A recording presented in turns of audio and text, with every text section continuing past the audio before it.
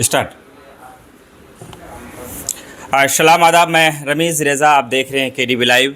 हम मौजूद हैं ऑल इंडिया मजलिस इत्तेहादुल मुस्लिमीन के पूर्व विधानसभा प्रत्याशी हाफिज महबूब आलम साहब के निजवास में। आज इन्होंने MIM पार्टी को अलविदा कहकर कांग्रेस पार्टी की सदस्यता ले ली है। ये कोई पहली दफ़ा नहीं है कि जब MIM के किसी कद्दावर नेता ने पार्टी को अलविदा कहा है। पहले आपने 4 विधायकों का पासा पलटते हुए देखा। जो पहला विधायक कमरुल हुदा बने थे उन्होंने भी पार्टी छोड़ी। उसके बाद महबूब आलम, लगातार कई लोगों ने MIM छोड़ा और जिसने भी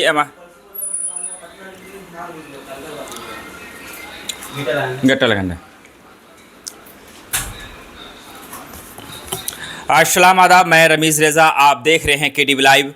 हम मौजूद हैं ऑल इंडिया मजलिस इत्तेहादुल मुस्लिमीन के पूर्व विधानसभा प्रत्याशी ठाकुरगंज से विधायक का चुनाव लड़े थे और इन्होंने आज पार्टी को अलविदा कह दिया है। सबसे पहले आपका खैर मकदम। जी, अस्सलाम वालेकुम रहमतुल्लाहि व बरकातुहू। मैं आपका चैनल का शुक्रगुज़ार हूँ कि आपने हमें 2 मिनट बोलने का मौका दिया। आप आज आप फाइनली कांग्रेस परिवार के सदस्य बन चुके हैं। क्यों, क्या ये फैसला लेने की नौबत क्यों आई? MIM क्यों छोड़ दिया आपने? MIM छोड़ने का रीज़न बहुत सारा है। MIM इसलिए छोड़े हम कि MIM जो है सिर्फ एक पार्टी का नाम है और MIM सिर्फ अख्तुल ईमान, बिहार के अंदर सिर्फ अख्तुल ईमान ही है MIM, बाकी कोई MIM नहीं है। यहाँ पर किसी की चाहत नहीं, किसी की कोई जो है खैर मकदम नहीं, किसी को बुलाव नहीं, कोई मीटिंग नहीं, कोई सीटिंग नहीं। अब इलेक्शन ख़त्म होने जा रहा है, 8 दिन 10 दिन समय है। हाँ, तो इस तरह से वो इलेक्शन लड़ रहे हैं। अब हमारा इलेक्शन लड़े तो हमारा साथ नहीं दिया। अब पार्टी मीटिंग इतना सारा हुआ ठाकुरगंज 53 के अंदर, भाई उस मीटिंग में जो है कभी बुलाया नहीं गया, ऑफिस में बुलाया नहीं गया। ये शिकायत है उनका। और हम सोचते हैं कि भाई ये कांग्रेस पार्टी है, किसी एक पार्टी में रहना अच्छी बात नहीं है। एक समुदाय का ये पार्टी है, जो है राजनीति करना अच्छी बात नहीं है। हम इलेक्शन लड़के देखे हम कि इलेक्शन में होता क्या है। हम पहली बार राजनीतिक में आए थे, ऐसा कोई बात नहीं है। पहली बार आके देखे हम कि भाई हम इलेक्शन लड़े तो कोई भी एक हिंदू भाई हमें वोट नहीं दिया उसके नाम पर, MIM के नाम पर। तो हम ऐसे काम को क्यों करें कि एक हिंदू भाइयों के साथ में भेदभाव करके हम इलेक्शन लड़े? हम ये मुनासिब नहीं समझ रहे हैं। MIM एक समुदाय की पार्टी है, इस पर भी हम आएंगे, लेकिन उससे पहले हम आपसे ये जानना चाहेंगे कि जब हमने अपने ID से ये पोस्ट किया कि हाफिज महबूब आलम साहब जो कि MIM के कद्दावर नेता हैं वो पार्टी छोड़ रहे हैं, कांग्रेस से सदस्य ले सकते हैं, तो MIM के और तरफ से कहा गया कि ऐसे छुटपुटिया नेताओं की पार्टी छोड़ने से पार्टी को कोई फ़र्क नहीं पड़ने वाला है। छुटपुटिया नेता हम कैसे हो गए? हमको टिकट क्यों दिया गया? आज जब हम टिकट लिए तो कुछ 4,000 या 5,000 वोट तो नहीं लेके आए। हम तो 22-23 हज़ार वोट लेके आए। हम तो छुटपुटिया जो नेता कहता है वही छुटपुटिया है। वो सब कहते रहेंगे और 2025 में हम इलेक्शन लड़ेंगे तो फिर छुटपुटिया नेता कौन है वो समझ में आ जाएगा उन लोगों का कि छुटपुटिया नेता कौन है, हाफिज महबूब है या बोलने वाला है। 2025 में आप चुनाव लड़ेंगे और आपने कांग्रेस की सदस्यता लिया है, जबकि राजद और कांग्रेस गठबंधन में है और वहाँ से मौजूद सेटिंग जो विधायक है वो सौद नदवी साहब थे। तो फिर आप उस समय फिर कांग्रेस छोड़ के निर्दलीय लड़ेंगे? देखिए, निर्दलीय का मतलब जो पार्टी आला कमान का जो फैसला होगा उसमें हम जो, ऐसा कोई बात नहीं कि सीमांचल के अंदर बहुत सारी ऐसी सीट है, कहीं से भी हम इलेक्शन लड़ सकते हैं। कोई ठाकुरगंज ही कोई ज़रूरी नहीं है। हिंदुस्तान बहुत बड़ी आबादी वाली जगह है, इतने सारे सीट से कांग्रेस जो सीट लड़ा रहे हैं, कहीं से भी आप पार्टी अगर चाहे तो कहीं से भी एमएलए विधायक बना सकता है। वो पार्टी आला कमान का फैसला होगा। हम आला कमान का फैसला का जो है हम लोग सम्मान करेंगे। वो चाहे कि भाई हम उसको किसी भी कहीं से भी टिकट देकर इलेक्शन लड़ा सकते हैं तो हम लड़ेंगे इलेक्शन, ऐसा कोई बात नहीं है। हमको पहले उस लायक बनना पड़ेगा, उस काबिल बनना पड़ेगा। पहले अभी सामने में हम लोग का जो है हमारे MP साहब जो है जावेद साहब हैं, पहले उनके सीट को हम लोग को पहले निकालना है। उनके बाद फिर हम लोग सोचेंगे कि कहाँ से हम लोग लड़ेंगे। सीट बच पाएगी जावेद साहब की, जीत पाएंगे वो? ये हम 2020 में भी कहे थे और आज भी हम कह रहे हैं। 19 को भी कहे थे और आज ये 24 चल रहा है और आज भी हम कह रहे हैं कि इंशाल्लाह जावेद साहब को रोकने वाला कोई नहीं है। चलिए, जीत हार एक अलग चीज़ है। जीत हार से अगर हम बाहर आके बात करें, मौजूदा सांसद या कांग्रेस पार्टी की बात करें, तो आप लोग के यहाँ कई विधायक हैं जीते हुए। कोचाधामन में आपके पार्टी के विधायक हैं, बहादुरगंज में आपके विधायक हैं और आप जहाँ से हैं ठाकुरगंज वहाँ से भी गठबंधन के विधायक हैं। लेकिन तीनों विधायकों की कोई गतिविधियाँ नज़र नहीं आती है, क्षेत्र में नहीं निकले हैं। तो ये आपसे समन्वय हुए जब विधायक नहीं निकल रहे हैं, आपके पार्टी गठबंधन जुड़े हुए बड़े लोग नहीं निकल रहे हैं, तो ऐसे में नए लोगों को जोड़ा जा रहा है, जबकि वो लोग भी कुछ कर सकते हैं, निकल सकते हैं। देखिए, मैं कहता हूं कि ये कुछ कमी है, उस कमी को हम लोग दूर करेंगे पार्टी में रह करके। हम जब इस साहब से बात करेंगे कि इस तरीके का जो गठबंधन में जो है अंजन नईमी साहब है, इधर एसपी साहब है, कमल हुदा साहब है, ये लोगों को जो है निकलना बहुत ज़रूरी है, क्योंकि 10 दिन का और टाइम है। इस 10 दिन के अंदर जो है मेहनत करके अपनी साइड को निकालना है हम लोगों को। और इंशाल्लाह हम लोगों का बात, क्योंकि गठबंधन में आई है, ये खुली किताब है कि भाई आरजेडी और कांग्रेस गठबंधन है, तो लोग तो समझ भी रहे हैं ना कि आरजेडी का भी जो है वोट कांग्रेस ही में जाएगा, कांग्रेस का वोट कांग्रेस ही में पड़ेगा। ये तो जनता तो समझ रहा है ना इस बात को। अब विधायक विरोध तो नहीं कर सकता है, अंजार नईमी तो विरोध नहीं किया है, इजारा एसपी तो विरोध नहीं किया है, कमल हुदा तो विरोध नहीं किया है, या हाफिज महबूब आज शामिल हुआ तो हम तो विरोध नहीं कर रहे हैं। भाई सब जनता इस चीज़ को देख रही है अपनी नज़र से। अगर हम देश की बात करें, एनडीए ने नारा दिया है कि अब की बार 400 पार। क्या लगता है बीजेपी की सरकार रिटर्न करेगी देश में? ये तो मुश्किल है, नहीं कर पाएंगे इंशाल्लाह। सब कोई जोर लगा के है, और सबको ये चाहता है कि तानाशाह जो हिंदुस्तान के अंदर जो ये चल रहा है अभी, ये तानाशाही को ख़त्म करना बहुत ज़रूरी है। इसके लिए एक ही पार्टी जो कांग्रेस है, जो मुकाबला उनसे कर सकता है। और इंशाल्लाह हम लोग कहते हैं कि फुल बहुमत से हम इंशाल्लाह, चाहे हम लोगों का तो सरकार कांग्रेस का बनेगा इस बार, और जनता इस बार जो है कांग्रेस को जो है सरकार की गद्दी में ज़रूर बैठाएगा। अगर हम किशनगंज की बात करें तो एक पहली दफ़ा सही शाहनवाज साहब जो कि एनडीए गठबंधन से जीते थे, ये पहली दफ़ा ऐसा है कि एनडीए गठबंधन की जो प्रत्याशी है लोग उनके चर्चा कर रहे हैं, जगह जगह जा रहे हैं। नहीं तो पहले पता ही नहीं लगता था कि एनडीए से कौन उम्मीदवार है। चूँकि एमआईएम और कांग्रेस अगर बराबरी के वोट में रहा तो ऐसे में एनडीए गठबंधन के जीतने का चांस बढ़ जाता है किशनगंज में। देखिए, मैं आपको दो टुक में बात कर रहा हूँ। एमआईएम का सारे विधायक लोग पुराने जितने थे सब चले गए, मात्र सिर्फ सदर अख्तरुल ईमान साहब ही मौजूद हैं जो अकेला इलेक्शन लड़ रहे हैं हैदराबाद की टीम को लेकर के। बाकी कोई नया पुराना कोई नहीं है। हाँ, इस बात को मानते कि अगर चारों सीट अगर वो बचा लेते, अगर चारों विधायक अगर रह जाता तो फिर इसमें कोई खतरा हम लोगों को नहीं होता। लेकिन अब हम लोगों को कोई खतरा नहीं है। दूसरा, मास्टर मुजाहिद का जो बात बोल रहे हैं कि भाई जेडीओ से है, जो बीजेपी में के गोद में जाके बैठे हुए हैं, तो ये सीट जो है हम लोग का सीमांचल का सीट, ये जनता सब कोई इस बात को जानता है भाई कि कांग्रेस को ही हम लोग वोट देंगे, बीजेपी को वोट नहीं देंगे। क्योंकि एक दिन में इसका पासा बदलता है और कांग्रेस को यहाँ से सीट निकाल करके भेज देता है। ये आज का बात नहीं है, ये सदियों पुराना बात होते आया है कि हम लोग बीजेपी को नहीं देंगे, हम लोग कांग्रेस को ही देंगे। और लास्ट में वही मामला आएगा आपका, और वही मामला होगा कि मोहम्मद डॉक्टर जावेद आज़ाद साहब को कांग्रेस में जीत करके उसको कुर्सी में लेकर बैठाएगा। एक तरफ ये बात है कि यहाँ की जो किशनगंज की जो मिजाज है लोगों की, थोड़ा सा कांग्रेसी मिजाज है। लेकिन दूसरी तरफ इस बात पर भी हमें तवज्जो देनी होगी कि चाहे एमआईएम के अख्तरुल ईमान साहब हो या एनडीए से मास्टर मुजाहिद साहब हो, ये लोग क्षेत्र में रहते हैं, जनता के साथ इनका एक अलग समन्वय है, जनता के बीच ये पहुँचते हैं। लेकिन आपके सांसद की अगर बात करें, वो जनता से मिलते नहीं। अगर कोई फ़ोन कर देते हैं तो उन्हें इडियट कहा जाता है, तमाम तर चीज़ें। हत्ता कि आज के चुनाव के वक्त में भी वो लोगों से उस तरह से नहीं मिल पाते हैं, लोगों की सुन नहीं पा रहे हैं। लोगों की समझ में नहीं लगता है कि जो मौजूदा कैंडिडेट है जिसके लिए आप वोट मांगेंगे, उनमें थोड़ा अकड़ है, अहंकार है, गुरूर है। इस बात का अहंकार है कि हम तो कांग्रेस से हैं, लोग झक मरा कर हमें वोट करेंगे। देखिए, ऐसा कोई बात नहीं है।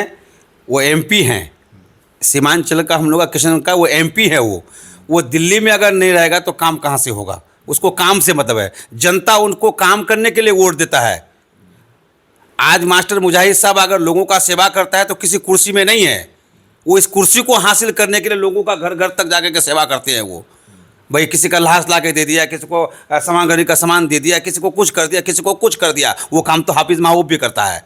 2017 से लेकर आज तक हाफिज महबूब भी ही काम करता है। तो भाई अपने अपने मफाद के लिए कोई भी कुछ कर सकता है, समाज सेवी कर सकता है। लेकिन अगर डॉक्टर जावेद साहब अगर एमपी के कुर्सी में बैठे हुए हैं, अगर वहाँ से बिल पास करा करके यहाँ पर काम अगर नहीं कराएगा और लोगों के घर घर जाके अगर पहुँचेगा, तो फिर वहाँ पर जो है लोकसभा के अंदर बिल पास कहाँ से कराएगा और स्कीम पास करा करके यहाँ पर काम कैसे करेगा? उसको टाइम में कहाँ मिल रहा है? इतनी बड़ी क्षेत्र, इतना बड़ा एरिया है, तो उसको कहाँ समय मिलेगा? कल जो है वो अगर कुर्सी से अगर हट जाता है, अगर बाई चांस अगर हार जाता है, एक कहने का मैं अल्लाह ना करे, लेकिन मैं एक बात कहता हूँ, तो कल वो भी समाज सेवी में लगे हुए रहेंगे। क्योंकि वो थोड़ा सा ही सही उम्मीद है कि कुर्सी से हट सकते हैं, हार भी सकते हैं। नहीं देखिए, ये तो मुकद्दर की बात है। हम लोग तो मेहनत करेंगे, तन मन धन से लगा करके मेहनत करेंगे भाई। जो भी जोर लगाने का है, जो गलतियां है, उन गलतियों को जो है सुधार करेंगे हम लोग, और सुधार करके हम लोग इस सीट को निकालेंगे हर हाल में इंशाअल्लाह। हम लोग पीछे कहाँ हट रहे हैं, हम लोग पीछे नहीं हट रहे हैं, लेकिन ये मुकद्दर की बात है, फैसला तो खुदा करता है। अभी 9 से 10 दिन जो भी टाइम बचा हुआ है किशनगंज के चुनाव के दरमियान से पहले, तो हम आपसे ये जानना चाहेंगे आपकी जो मेहनत रहेगी हाफिज महबूब का डॉक्टर जावेद आज़ाद को जिताने के लिए ज़्यादा रहेगा या अख्तुल ईमान को हराने के लिए? अख्तरुल ईमान को हराने के लिए ही ज़्यादा मेरा निकलेगा। ये खुली चैलेंज है मेरा। और जितना भी हमारा जो भी हो जाए, हम सारे वर्करों को लेकर के, हम सिर्फ ठाकुरगंज ही तक नहीं रहेंगे, दिगल बैंक ही तक नहीं रहेंगे, हम बहादुरगंज भी घुसेंगे, हम अमर बैसा भी घुसेंगे, किशनगंज भी घुसेंगे, सब जगह घुसेंगे हम। और हर जगह घुस करके हम जो है जावेद साहब को जिताने का काम करेंगे हम। चाहे इसके लिए जो भी करने की ज़रूरत पड़े, जो हरम्बा इस्तेमाल करना पड़े, हम इस्तेमाल करेंगे और इंशाल्लाह जावेद साहब का सीट को निकालेंगे। लोगों में एक बात चलती है कि हाफिज महबूब साहब बोले तो कुबेर का ख़जाना है ना, काफ़ी फाइनेंशियल कंडीशन बेहतर के लोग नाम से जानते हैं, तो वो ख़जाना भी खाली कर सकते हैं चुनाव के लिए। देखिए, एक पार्टी को जिताने के लिए जो भी कुछ करने की अगर ज़रूरत पड़े, जैसे कि मेरा ही इलेक्शन है, अगर हम उनका साथ नहीं दे तो कल वो मेरा साथ कहाँ से देगा? ज़रूरी है। तो आज हम उनका साथ दे कल इंशाल्लाह वो हमारा साथ जरूर देगा। इसमें दो टुक की बात क्या है? अभी हम आपके पीछे अगर घूम रहे हैं तो कल मेरे भी पीछे आप घूमिएगा ना। तो हम मेहनत करेंगे तो वो देखेगा कि मेहनत कर रहा है, अगर नहीं कर रहा है तो हम तन मन धन लगा करके मेहनत करेंगे इंशाल्लाह और सीट को निकालने का काम करेंगे हम लोग।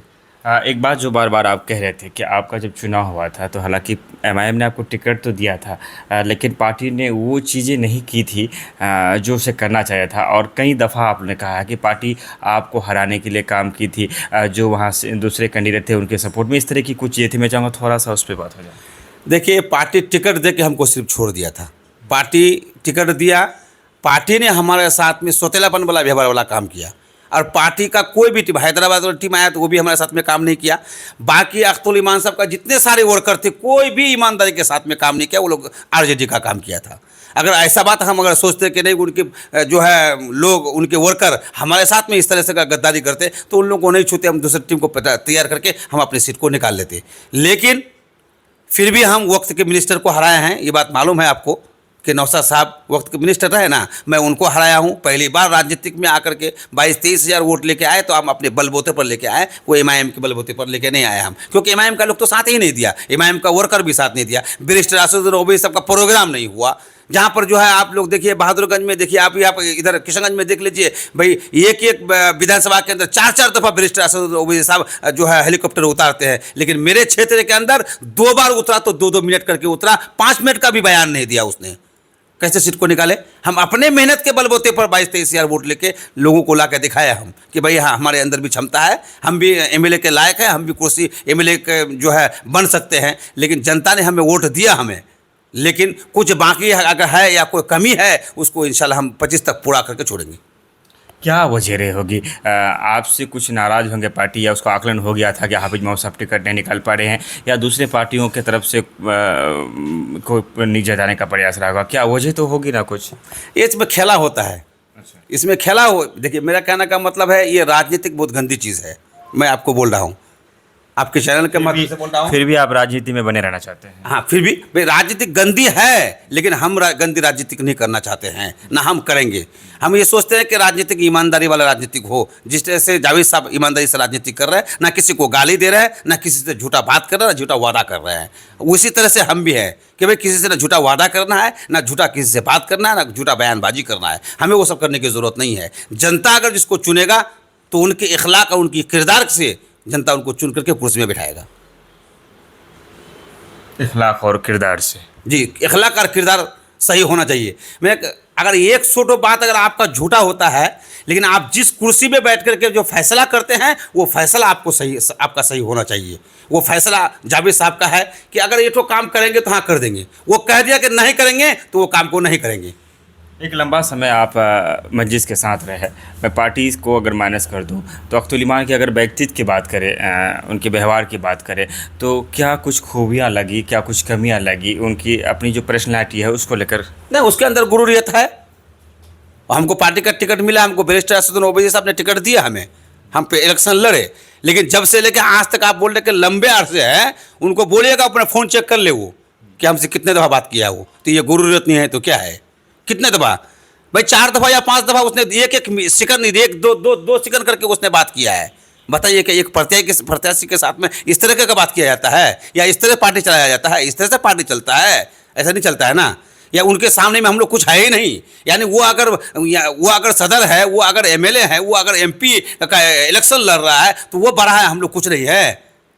हम लोग इलेक्शन नहीं लड़ते हैं, हम लोग का छाप छवि नहीं है, या हम लोग जो है इलाका में नहीं घूमते हैं, सब कुछ करते हैं, लेकिन लोगों को वो इग्नोर करके चलते हैं। उनका नतीजा उनके सामने में है कि सारे लोग छोड़ के, आज एमआईएम छोड़ के दूसरे दलों में जाकर घुस रहे हैं।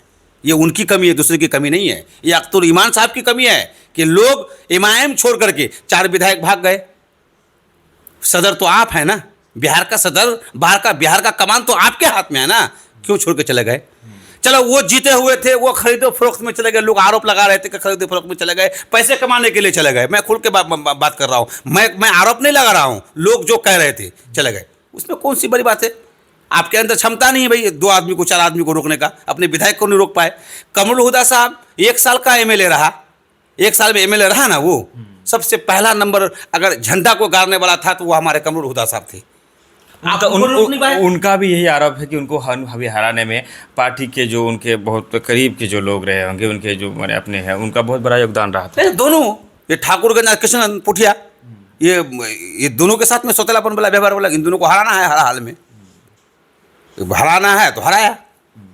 अब सामने आया है अपने बारी, तो आप वो समझे वो कि अपना सीट को कैसे बचाता है, वो बचा के दिखा ले। चुनाव के आयन वक्त में जबकि 10 से कुछ दिन बाकी है, ऐसे में आपने अपना पाला बदला है, तो चीज़ें होती है कि आप एक दो चीज़ होती है। एक तो आप अख्तर ईमान से खुंदस खाए हुए हैं, दूसरा आपको जावेद साहब की तरफ से कोई प्रलोभन, कोई लालच मिला होगा। नहीं, हम लोग लालच में हम लोग ना एमआईएम में थे, ना हम लोग लालच में कांग्रेस में है। हम लोग राजनीतिक ओरिजिनल करना चाहते हैं, राजनीतिक जो सही है वो राजनीतिक करना है हम लोगों को। हम लोग पैसे से खरीद नहीं सकता है हम लोगों को, ना हम लोगों के ईमान को खरीद सकता है। हम लोग पैसे में किसी पार्टी के पीछे दौड़ते नहीं हैं, बल्कि उस जिस पार्टी में रहते हैं उस पार्टी को हम मजबूत करते हैं, और उस पार्टी को मजबूत करके खड़ा करके दिखाते हैं कि हाफिज महबूब ने काम किया तो उसका क्या रंग लेके आया।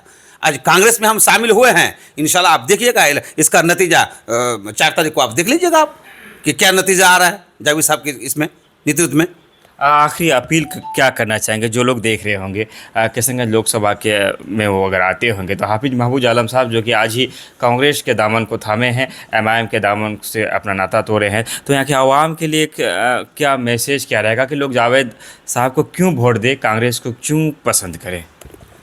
जी, मैं तमाम सीमांचल के लोगों को मैं ये बात कह रहा हूँ, पूरे किशनगंज के हमारे बूढ़े बुजुर्ग हैं, युवा हैं, हमारे वर्कर हैं, जितने भी हम लोग काम कर रहे हैं, तो जितने भी हमारे इसको सुन रहे हैं, मैं एक ही बात कहूँगा कि जावेद साहब जो ईमानदार है और जो ईमानदारी से जो काम करते हैं, उससे बेहतर नेता कोई हो नहीं सकता है किशनगंज का। मौलाना असराउल हक साहब कासमी थे, दूसरे नंबर पे इसको लोग चुन रहे हैं। इनके अंदर ज़रूर कोई ऐसी खूबी है जो आज तक उनको लोग चुनते आ रहे हैं। और कांग्रेस को यहाँ पर क्योंकि हम एक बात और भी आवाम से कहना चाहता हूँ कि अगर बीजेपी से अगर बचना है तो कांग्रेस का दामन को थामना बहुत ज़रूरी है।